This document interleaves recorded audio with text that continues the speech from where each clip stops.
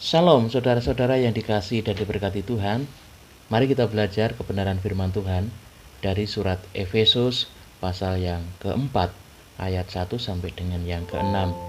Kita memberikan tema untuk belajar kita saat ini, kerendahan hati. Saudara, ketika kita melihat satu fakta di dalam Alkitab, bagaimana Adam dan Hawa ketika suami istri ini jatuh di dalam dosa, apa yang terjadi? Mereka saling menyakiti, mereka saling melukai. Ketika Tuhan bertanya atas keadaan yang mereka alami kepada Adam, Adam mempersalahkan Hawa. Dia berkata, Tuhan, ini loh perempuan yang kau tempatkan di sampingku, dialah yang memberi aku buah yang telah kau larang untuk aku makan. Saudaraku, pernahkah kita berpikir bagaimanakah perasaan Hawa waktu itu? Tentu perasaan hatinya sangat-sangat sakit ketika suami yang dicintainya begitu mudahnya memposisikan dia sebagai orang yang bersalah.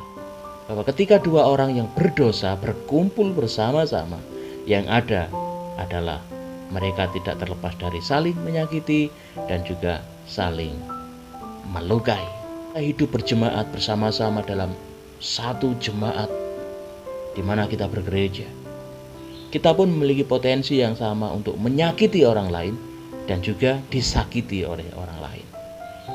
Akan tetapi Rasul Paulus memberikan sebuah pengajaran yang luar biasa bagaimana supaya kita sebagai orang percaya terus mampu untuk menjaga kesatuan di dalam jemaat, memelihara sebuah kesatuan di dalam jemaat. Tidak ada cara lain, saudara, untuk menjaga dan memelihara kesatuan di dalam jemaat Tuhan yang berbeda-beda karakter, yang berbeda-beda latar belakang pendidikan, yang berbeda-beda karunia rohani. Hanya ada satu cara untuk menjaga kesatuan jemaat, yaitu dengan hidup di dalam kasih Kristus Yesus Tuhan. Dan perwujudan dari kasih itu, saudara, salah satunya adalah kerendahan hati. Mau tidak mau, saya dan saudara sebagai orang percaya harus dan mampu untuk hidup dengan penuh sikap kerendahan hati satu dengan yang lain, supaya terjadi kesatuan di dalam jemaat. Mampukah kita untuk terus hidup dalam kerendahan hati? Saudaraku, tentunya kita dimampukan oleh Tuhan. Mengapa? Karena kalau kita perhatikan di ayat yang pertama, saudara, kita melihat di sana bagaimana Rasul Paulus memperingatkan kepada saya dan saudara bahwa saya dan saudara adalah orang-orang yang telah dipanggil Tuhan untuk hidup di dalam rencana Allah. Allah tidak salah memanggil saya dan saudara. Allah tidak salah memilih saya dan saudara untuk hidup di dalam rencana damai sejahteranya. Allah melihat bahwa kita memiliki kualitas untuk bisa hidup di dalam rencananya. Saudaraku, percayalah bahwa kita, setiap orang percaya, diperlengkapi Allah untuk mampu hidup di dalam kerendahan hati. Namun seringkali mental blok kita yang menghadangi kita, yang membuat kita merasa tidak mampu untuk hidup di dalam kerendahan hati. Mental blok kita sendirilah yang seringkali menjadi halangan untuk kita benar-benar bisa hidup di dalam sebuah kerendahan hati. Sehingga ketika kita disakiti orang lain, kita lebih cenderung untuk membalasnya dengan menyakitinya.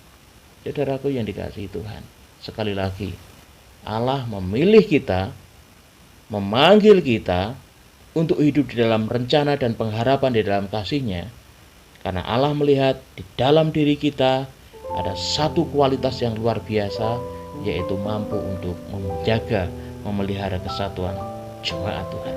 Saudara, Rasul Paulus adalah seseorang yang dapat kita teladani dalam hal kerendahan hati. Rasul Paulus pun memiliki latar belakang yang luar biasa. Dia adalah teroris terbesar pada masanya saat itu. Dia adalah seorang penganiaya jemaat Tuhan. Dia adalah seorang yang pembunuh jemaat-jemaat Tuhan, saudaraku. Tetapi ketika Allah melihat bahwa di dalam diri Paulus ada potensi, ada kualitas, maka Allah memanggil dia menjadi miliknya, bahkan menjadi rasulnya yang luar biasa. Dan sikap kerendahan hati ini pun dimiliki oleh Rasul Paulus.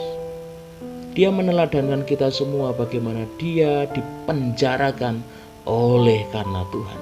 Artinya saudara, orang yang punya kerendahan hati itu pasti dia memiliki gairah untuk mau melayani Tuhan. Apa itu gairah? Gairah adalah sesuatu yang oleh karena sesuatu itu seseorang rela menderita. Rasul Paulus rela dipenjara, rela merasakan penderitaan yang luar biasa demi Tuhan Yesus Kristus. Dia memiliki gairah, dia memiliki semangat untuk melayani Tuhan. Dia memiliki kerendahan hati, dia rela menahan segala penderitaannya demi sesuatu, yaitu Tuhan. Orang yang rendah hati akan sabar untuk menghadapi segala macam hal yang itu berpotensi menyakiti hatinya. Dia akan mampu menahan itu, meskipun itu mungkin menyakitkan bagi dirinya. Namun dengan sikap rendah hati, kita mampu untuk memaafkan dan mengampuni orang-orang yang menyakiti kita, supaya kita benar-benar seperti yang telah dinasihatkan Rasul Paulus. Kita hidup sebagai orang-orang percaya yang telah dipanggil Tuhan, dan hidup kita layak seperti orang-orang yang dipanggil Tuhan, yang akan mendapatkan kehidupan kekal di dalam kerajaan surga. Janganlah sampai kita disebut orang-orang yang dipanggil Tuhan, orang-orang yang mewarisi kerajaan Allah, namun sikap hidup kita tidak mencerminkan hal itu.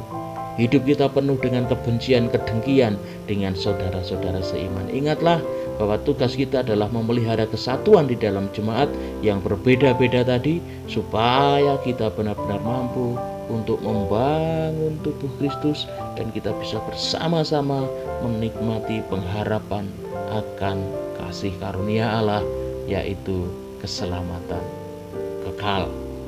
Kita tidak lebih baik dari yang lain, saudara, karena kita adalah satu tubuh di dalam Tuhan. Ada yang berposisi sebagai telinga, ada yang berposisi sebagai kaki, ada yang berposisi sebagai tangan. Semuanya memiliki peran. Rasul Paulus menggambarkan bahwa jemaat Tuhan itu seperti tubuh. Kita benar-benar memiliki peran yang berbeda, fungsi yang berbeda, dan semuanya tidak lebih baik. Semuanya baik, semuanya berperan untuk kemuliaan Tuhan. Jadi jangan ada yang merasa lebih hebat dari yang lain. Mari milikilah sikap penuh dengan kerendahan hati, karena kita dipanggil Tuhan supaya hidup kita berpadanan dengan panggilan itu. Kita punya kualitas untuk bisa hidup di dalam kerendahan hati. Kita satu tubuh, satu Tuhan, satu baptisan. Kita adalah satu kesatuan di dalam spiritual. Hal inilah yang mampu mematahkan setiap rasa sakit yang kita alami, setiap luka yang diakibatkan oleh orang lain, oleh saudara-saudara seiman. Ingatlah bahwa kita punya kualitas, kita satu tubuh, kita satu kesatuan spiritual, yaitu satu Tuhan, satu baptisan. Dan biarkanlah dengan pemahaman ini kita semakin mau hidup di dalam kerendahan hati, supaya kita semua tidak terkecuali nanti akan mendapatkan keselamatan kekal di dalam kerajaan surga. Selamat berjuang hidup dalam kerendahan hati. Tuhan Yesus